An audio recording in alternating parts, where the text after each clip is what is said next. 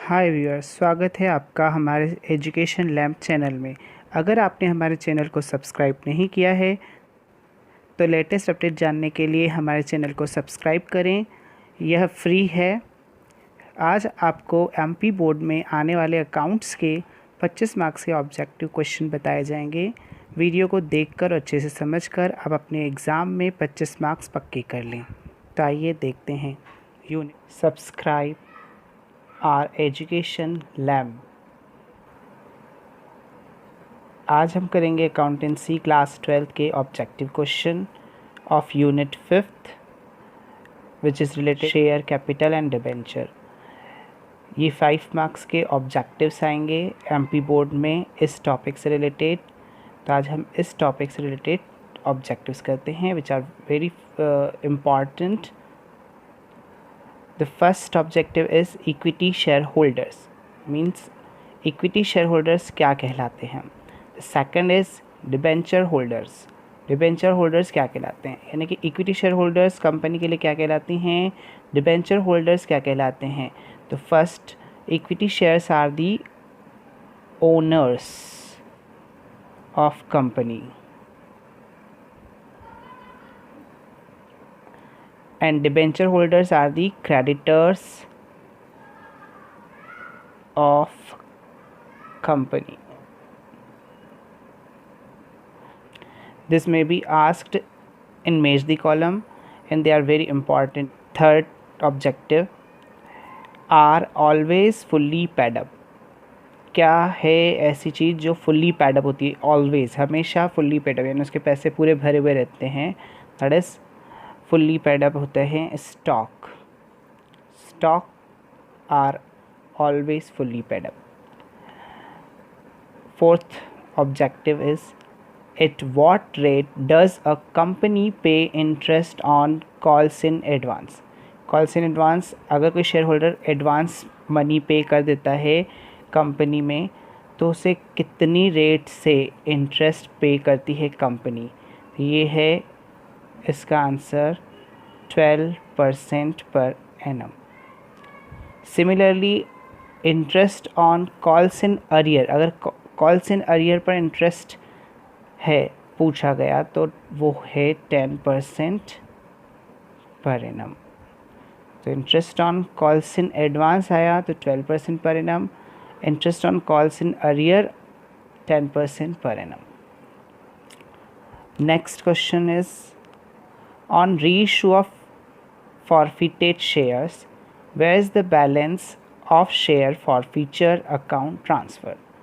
जब forfeiture shares reissue किए जाते हैं और उसका कुछ बैलेंस बचता है, यानी कि इनकम होती है कंपनी की एक तरीके से, तो वो किस अकाउंट में ट्रांसफ़र की जाती है। शेयर फॉरफीचर से जो बैलेंस बच गया रीइशू पर तो वो ट्रांसफ़र की जाती है कैपिटल रिज़र्व में। This is the capital profit, therefore it is transfer in capital reserve.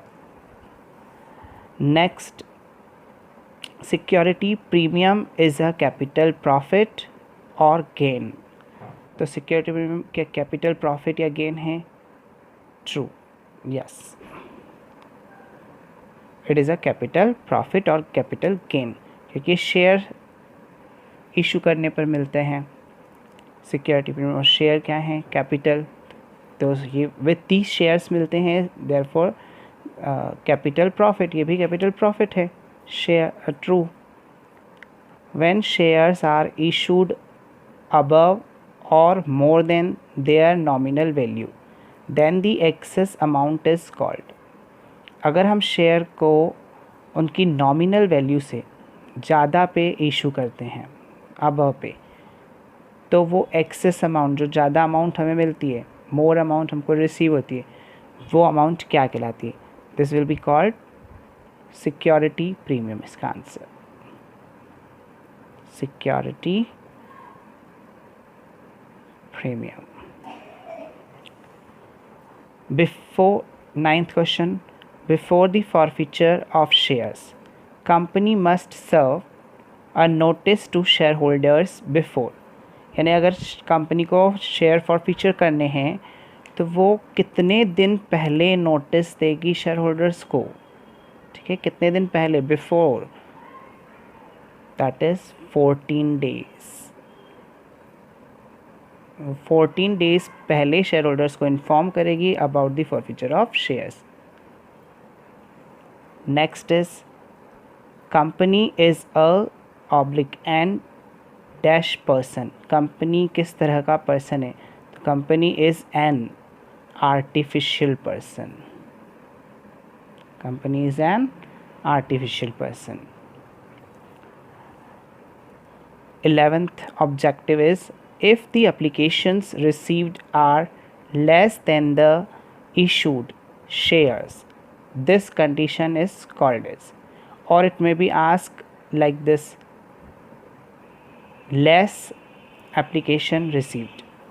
इसका सेंस है कि अगर आपको एप्लीकेशन मनी इशूड शेयर जितने आप करना चाहते थे उससे कम आपको एप्लीकेशंस मनी रिसीव हो रही हैं, लेस रिसीव हो रही हैं, तो वो कंडीशंस क्या कहलाती है, that condition is called under subscription.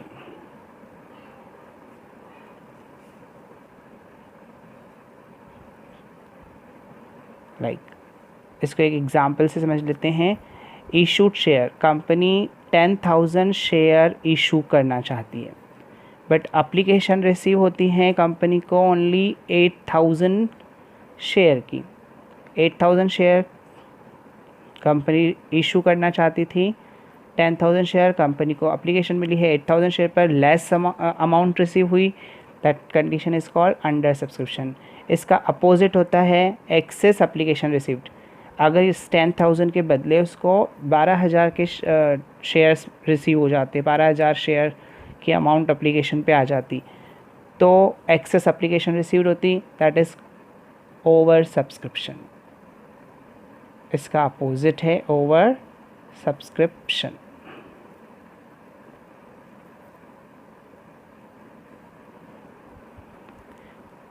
Twelfth part A, on which shares rate of dividend is fixed. यानी शेयर्स पहले बता दें आपको 2 टाइप्स के होते हैं, share of 2 types, equity share and preference share. आपको ये बताना है कि डिविडेंड किस पर फिक्स होता है, किन शेयर्स पर डिविडेंड फिक्स रहता है, तो वो रहता है प्रेफरेंस शेयर पर।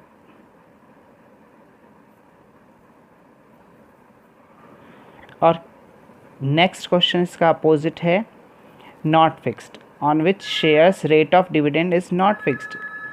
किन शेयर्स पर रेट ऑफ डिविडेंड फिक्स नहीं होती है, दैट इज़ इक्विटी शेयर्स। तो वो अमाउंट होती है, वो शेयर्स होते हैं इक्विटी शेयर्स जिन पर डिविडेंड की रेट फिक्स नहीं होती है। नाउ डिबेंचर होल्डर्स को क्या रिसीव होता है, debenture holder get interest and equity share holders get dividend. ये ध्यान रखें, डिबेंचर होल्डर को इंटरेस्ट मिलता है और इक्विटी शेयर होल्डर को डिविडेंड रिसीव होता है। Next we will do 15th, debenture is a return. ये बहुत इंपॉर्टेंट है, ये आ सकता है आपके एग्ज़ाम में। Debenture is a return dash of debts. ये एक रिटर्न डॉक्यूमेंट है और हम इसको कह सकते हैं एक्नॉलेजमेंट। तो debenture is a return acknowledgement of डेब्ट, और यू कैन राइट डॉक्यूमेंट, पर एक्नॉलेजमेंट आप लिखेंगे तो ज़्यादा सही रहेगा।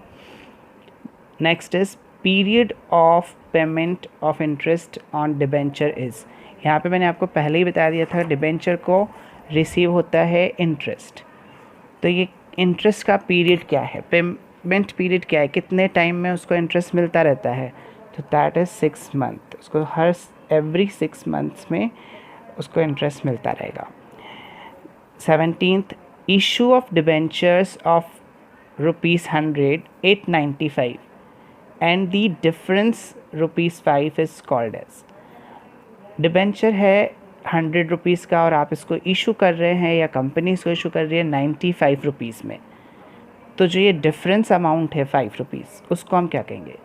तो देखिए 100 से कम में सेल हो रहा है डिबेंचर, तो 100 से कम में अगर इशू हो रहा है तो वो 5 रुपीज़ कहलाएंगे डिस्काउंट। इसका अपोजिट भी हो सकता है, सेम ऐसे ही क्वेश्चन 100 वाले 125 में इशू किए जाते हैं, तो जो एक्सेस अमाउंट है 25 वो क्या कहलाएगी? वो 25 जो अमाउंट डिफरेंस की आएगी वो कहलाएगी प्रीमियम। ये याद रखें, इसका अपोजिट भी आ सकता है। 18th, which type of debentures can be converted into shares and new debentures? किस टाइप के डिबेंचर्स कन्वर्ट या चेंज हो सकते हैं शेयर्स में या न्यू डिबेंचर्स में? तो they will be called convertible debentures, को हम कहते हैं कन्वर्टिबल डिबेंचर्स। ऐसे डिबेंचर्स जो शेयर में बदल जाएंगे या न्यू डिबेंचर्स में बदल जाएंगे after a certain period as per the terms of and conditions. ये आप टाइप्स ऑफ डिबेंचर्स में भी लिख सकते हैं। विच type of debentures has charge on assets of company? किस तरह के डिबेंचर्स को राइट है असेट्स पर, मतलब असेट्स पर चार्ज, यानी असेट्स पर राइट्स है, उनको असेट्स मिल सकती हैं अगर डिबेंचर होल्डर को पैसा नहीं मिला तो they will be called secured debentures और मॉर्टगेज डिबेंचर। ये किसी भी तरीके से आता है। मॉर्टगेज डिबेंचर को मैच करना होता है चार्ज ऑन असेट्स पे, या सिक्योर डिबेंचर को भी मैच द कॉलम में चार्ज ऑन असेट्स पर टिक करना होता है। Change into shares, convertible debenture. इस तरह से याद रखें, charge on assets, secure debenture और मॉर्टगेज डिबेंचर, ये दोनों एक ही हैं। और इस तरह से आप एक आंसर प्रिपेयर कर सकते हैं। अगर आपके 2 मार्क्स में आ गया व्हाट इज़ कन्वर्टिबल डिबेंचर, तो आप ये लिख सकते हैं the debenture which can be converted into shares and new debentures are called convertible debentures. अगर इस तरीके का आ गया सिक्योर डिबेंचर 2 मार्क्स में, तो आप ये भी लिख सकते हैं secure debenture has charge on assets of a company. आप 2 मार्क्स में इतने भी लिख सकते हैं, 2.30 वर्ड्स में लिखना होता है, तो it's enough.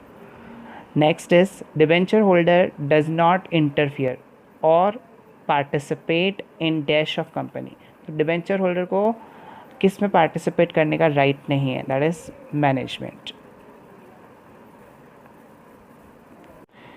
Debenture can be forfeited, क्या डिबेंचर को फॉरफीचर किया जा सकता है, फॉरफिटेड किया जा सकता है? No, debentures cannot be forfeited, that means it's a false. Next, the nature of debenture is that of short period loan. क्या डिबेंचर शॉर्ट पीरियड लोन है? False, no. अगर ऐसा आता है debenture is that of long period loan, तो true है, क्योंकि debenture एक लॉन्ग पीरियड लोन है, शॉर्ट टर्म पीरियड लोन नहीं है। Debenture do not have right to, debenture holders को क्या राइट नहीं है?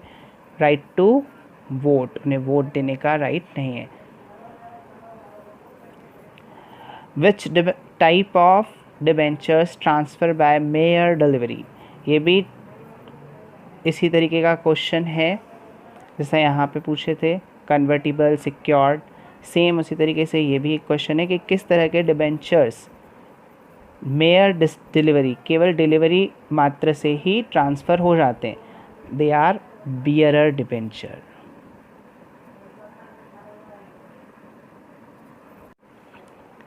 Now the last question, how many debenture will be issued at the rate 100 each when a company purchase a machine at cost of 5 lakh? यानी company purchase करना चाहती है एक machine जिसकी कॉस्ट है 5 लाख और उसके बदले डिबेंचर इशू कर रही है और एक डिबेंचर की प्राइस है 100 रुपीज़। तो नंबर ऑफ़ डिबेंचर्स कितने होंगे? तो इसके लिए आप कैलकुलेट कर लें, number of debentures equal to 5 lakh की मशीन परचेस की है विच इज़ डिवाइडेड बाय 100 के एक शेयर्स उसको दिए जाएंगे. It will be cut 5000. Number of shares कितने इशू किए जाएंगे? 5000 debenture will be issued. Thank you for watching.